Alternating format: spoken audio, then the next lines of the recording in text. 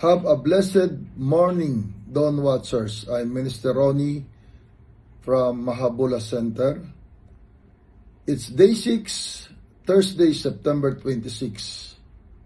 Our theme for this month is Christian Commitment, and our topic for today is Serve the Lord. It's all about stewardship and faithfulness of our time, of our talents, and our treasures. A biblical world view of stewardship can be defined as utilizing and managing all resources God provides for the glory of God and the betterment of His creation. The central essence of biblical world view stewardship is managing everything God brings into the believer's life in the manner that honors God. From the believer's life in a manner that honors our God. What does it mean to serve the Lord? Serving the Lord is a multi-phased concept that encompasses various aspects of life and faith. At its core, serving God means dedicating oneself to fulfilling His purposes and living in accordance with His teachings. Accordance with His teachings, not teachings of men. This service is not about meeting God's needs. Hindi yung ibigay natin yung kailangan ng Diyos. But since He is all-sufficient, but rather about responding to His grace and love through our actions towards others. Serving God is not merely a duty or obligation. It is not our duty or obligation serving God.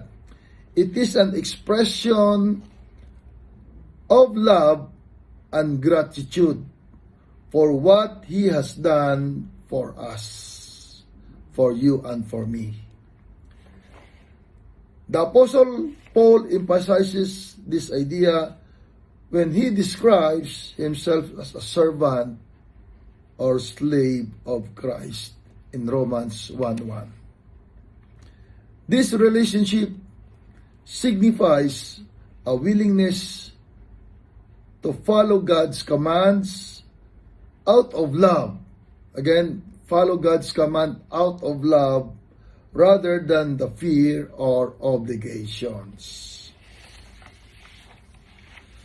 Stewardship and faithfulness. So what is faithfulness in stewardship? The faithful steward is someone who is doing the best he can with the things that God has given him. Given the best what the things God has given us.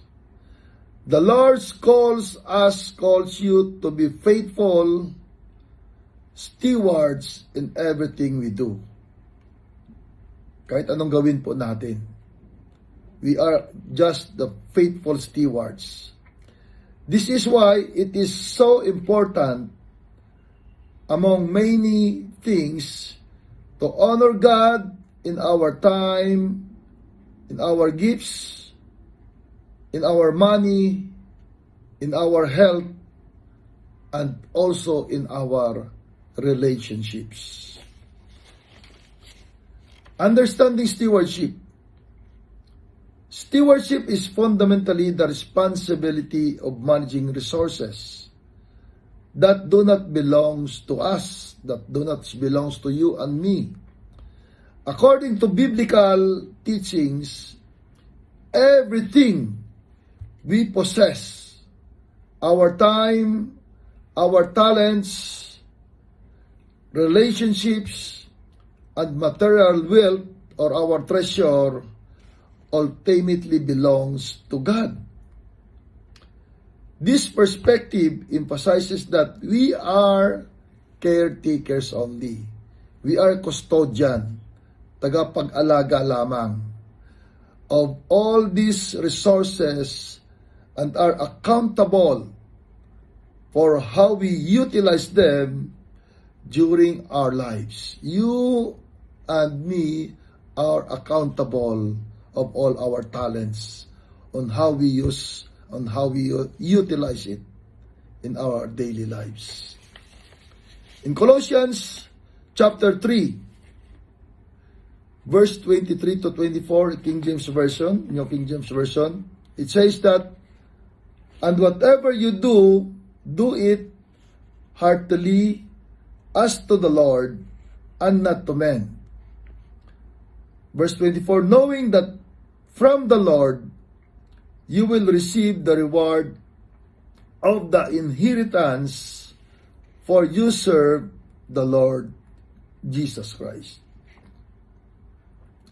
In Deuteronomy chapter 10 verse 12, New Living Translations, a call to love and obedience, it says that, and thou, Israel, what does the Lord your God require of you?